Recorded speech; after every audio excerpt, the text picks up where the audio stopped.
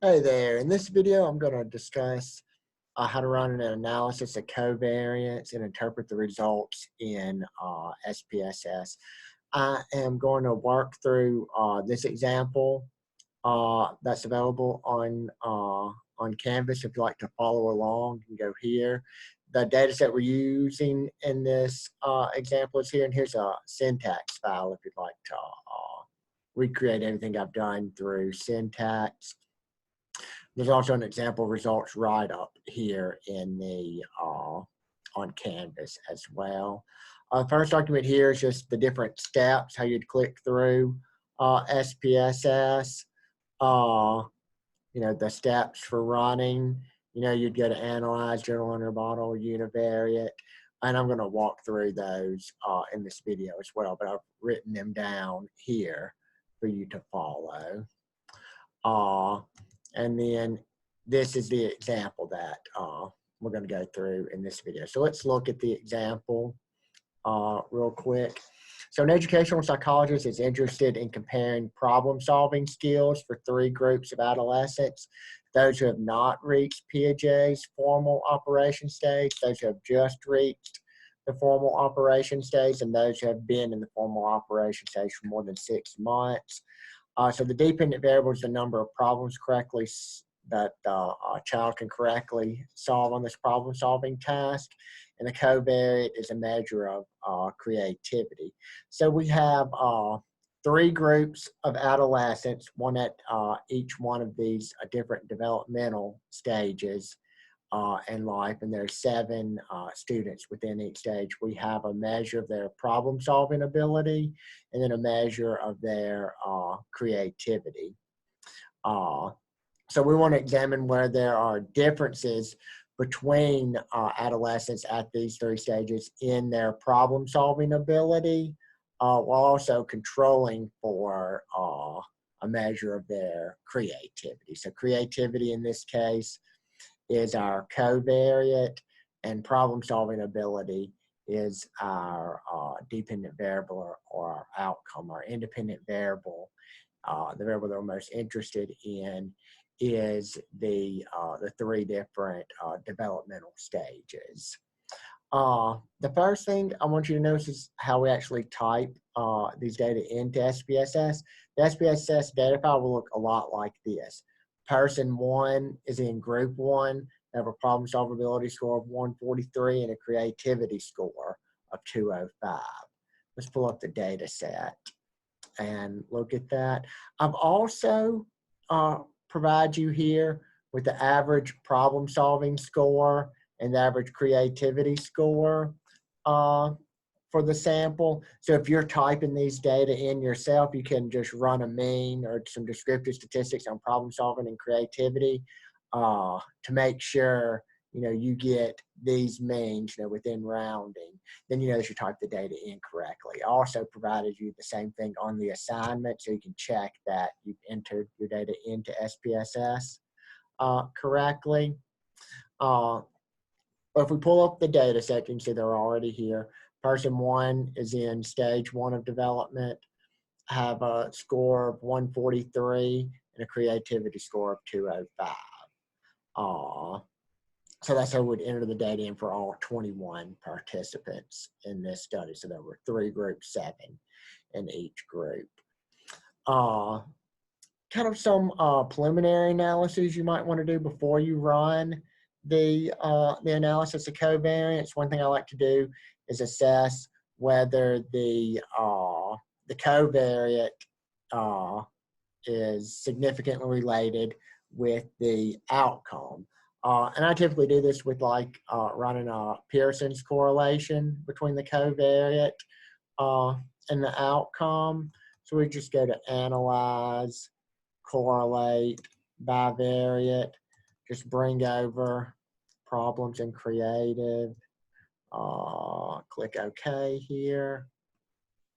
And we can see that they are positively correlated as creativity scores increase, problem scores tend to increase. It's a statistically significant correlation, and it's of substantial size. We want them to be sort of highly correlated. If your covariate isn't strongly correlated with your outcome, then you're not really gaining anything by running an analysis of covariance if your covariate isn't significantly correlated with your outcome. So I always like to check that as sort of a preliminary step. I'll also graph the relationship between the covariate and the outcome. I'll go to graphs, legacy dialogues here, just do a scatter plot, just a simple scatter. I'll put my outcome variable on my y-axis, my covariate on the x-axis here. And you could use this to kind of assess that linearity assumption. You know, we want our covariate to be linearly related with our outcome. Here with 21 people, we see that there seems to be a nice linear relationship. We're not seeing any type of curvilinear patterns here. If that was the case, that also would mean that this wasn't a good covariate to use. So since it seems that we have a decent covariate to use in our analysis of covariance, the next thing we want to assess is whether we meet the assumption of homogeneity of regression. So basically, this assumption says that the impact of the covariate on the outcome is the same in each one of our groups.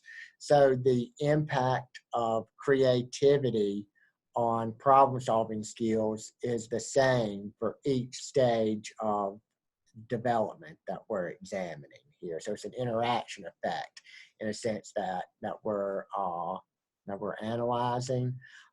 This is done really easy in some SPSS syntax. It's only a couple lines of code.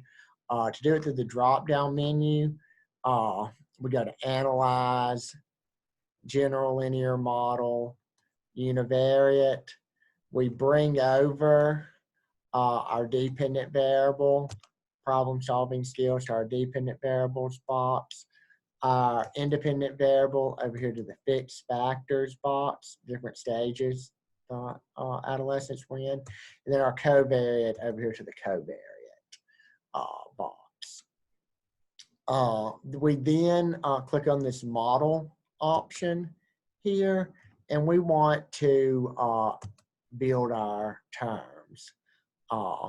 We want to include the main effects for stage and creativity, and we want to include an interaction between stage and creativity. And we would interpret this interaction the same way as we're doing like a factorial design. This test of the interaction effect is our test of the homogeneity of regression in analysis of covariance. We're going to say continue and okay. That's really all we want here. All we're really looking for in this test is this line right here, this interaction term that we created. We want to see if this interaction term is statistically significant. If this interaction is statistically significant, then we're going to stop, and analysis of covariance is not the appropriate analysis since we've failed to meet the assumption of homogeneity of regression. If it is not statistically significant, then we have evidence then to show that that assumption seems to be satisfied in these data. Make sure when you do this, make sure you didn't forget to include your two main effects. So you want to include both your IV, your independent variable, your covariate, and the interaction between them. Don't just run a model with just the interaction. That's not the correct test of the homogeneity of regression slopes. So what this is saying is that the impact of creativity on problem-solving skills is the same at each level of development. So since we have evidence that we've met the assumption of homogeneity of regression, let's go ahead and run then our actual analysis of covariance. We'll go back to Analyze, general linear model, univariate. If you haven't exited out of SPSS or anything, your previous setup should already be there. So we need to go back to model and change it back to a full factorial here. Click continue. We'll go into options here. We'll get some descriptive statistics, homogeneity test, and estimates of effect size. Click continue. We'll click on our estimated marginal means, and we'll display those for stage. So right here, we're requesting to show the adjusted means for our independent variable. So what are the adjusted problem solving scores for each one of our stages, adjusted for the impact of the covariate. If we do find that problem solving skills differ at each stage of development after controlling for the covariate, we might want post hoc test, and so we can request those here. SPSS only offers us no adjustment, so least significant difference, Bonferroni or Sadak. We can go with the Bonferroni adjustment. We can click continue. You could also get a graph, if you wanted to get a visual representation of what the trend looks like at each stage. You could request a plot in this function here too. Sometimes make that might be helpful to get a visual representation of what's going on. I think that's all we need out of there. We'll click OK. And here's our results. You get the number of cases within each group. This is just a good check. Make sure we didn't enter any of our data in incorrectly. There were supposed to be 7 in each group. There are 7 in each group. These would be the unadjusted means for each one of our groups. So the unadjusted problem solving skill score for those in stage 1, those in stage 2, and those in stage 3.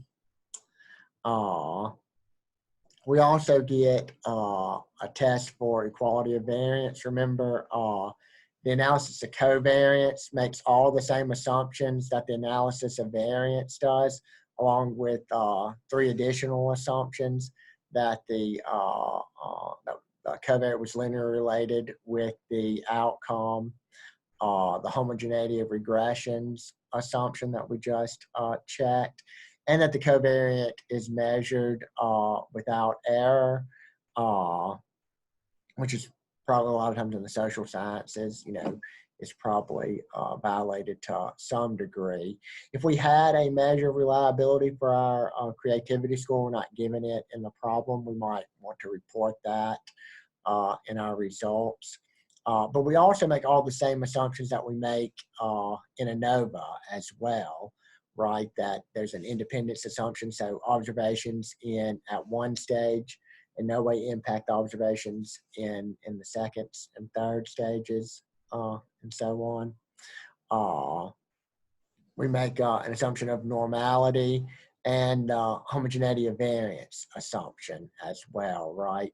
So that the variances and at each level of our independent variable is the same across each one of the groups. And so we get a Levine's test here for that. And we can see that the Levine's test is not statistically significant, which indicates that we've met the assumption of homogeneity of variance. So this is interpreted in a similar way as we interpret it in an ANOVA case. Here's where the main effects for our Ancova analysis are found. We can look at the effect for our covariate creativity here. we see that the impact of creativity on problem-solving skills is statistically significant. That's a good thing. If it wasn't statistically significant, then that's telling us that this is probably in a great covariate. It's really saying that we're not gaining anything by, I guess, treating this as an analysis of covariance. We also get our test for whether the impact of problem-solving skills differs across the 3 stages of development after we have adjusted for the impact of our covariate, and we see that this effect is statistically significant. So that, this is really saying that not all of our adjusted group means are the same. Since we have more than 2 stages here, we need to run a post hoc test to see which stages of development differ in their problem-solving skills, controlling for the covariate. There's also some other useful information in this table here. This adjusted R-square down here is a variance explained effect size. So what this is saying is that around 59% of the variability in problem-solving skills is explained by the linear combination of our covariate and our independent variable. So creativity and the different stages of development explain around 59% of the variation in problem-solving skills. The R-squared is interpreted here in the same manner. You could think of this as like eta squared, and this one as like omega squared. That's how they're sometimes referred to in the Ancova literature. We also get an effect size for our covariate and our independent variable. So this partial eta squared is a proportion of variance explained statistic. So for stage, controlling for levels of creativity. So for people who have the same creativity scores, stage is explaining, what stage of development explains around 43% of the variance in problem-solving skills. It's really more of like a strength of relationship, strength of association kind of characteristic. If you're going to interpret it as a variance explained statistic, you also have to qualify the fact that it is adjusted for creativity scores, or it's, for those at whatever stage of development who have the same creativity scores. So moving on, since we found that, that problem-solving skills differed depending on which stage of development you were in, we need to run some post hoc tests to see which stages of development differ. And that's what we requested down here. These estimated marginal means, these are your adjusted means. You can compare these adjusted means with the raw means here to see exactly how much adjustment was taking place by that on that covariate. And then here are your pairwise comparison test, and the p-values here have already been adjusted using a Bonferroni adjustment. This univariate F table is the exact same F test that's reported here, so you can kind of ignore that table. You notice the F, the mean square, the error terms are all the same. So we could look at our pairwise comparison table. We see that stage 1 and stage 2 don't differ significantly. stage 1 and stage 3, it looks like there is a significant difference, and it looks like there's no significant difference between stage 2 and stage 3. You know, we can look at our means and we can see, you know, those who are in stage 1 have higher problem solving skills than those who are in stage 3. We could also calculate Cohen's d effect sizes for these groups. To do this, you know, to get the appropriate error term to divide our mean difference, we're going to use the mean difference reported in this table, but we're going to use the mean square error term from a one-way ANOVA. We'll just do it. Here we go. One-way ANOVA. Let me reset this. Looking where we have our dependent variable, problem solving skills, and stage is our independent variable. So we're basically doing a one-way ANOVA ignoring the covariate, and we'll use this mean square error term as the denominator of our Cohen's d calculations. It's a little more conservative estimate of Cohen d than if you use the mean square error term from the Ancova model. And I give the citation for this in the notes if you want to follow that. I think it comes from the Stevens multivariate book. He recommends it. If you look on the handout, I have calculated those for you, so you can see here. So the Cohen's d is the mean difference divided by the square root of the mean square error term from the one-way ANOVA. So we would look at our the mean difference comparing stage 1 and stage 2, 2.55 divided by the square root of 39.413, and get a Cohen's d of 0.4. Same thing comparing stage 1 and stage 3, we get a Cohen's d of about 1.3. So, you know, this is saying that, you know, adolescents have not reached the formal operation stage, different their problem solving skills from those who have been in the formal operation stage from over 3 months by over 1 standard deviation, controlling for the effect of creativity is how we might then interpret that.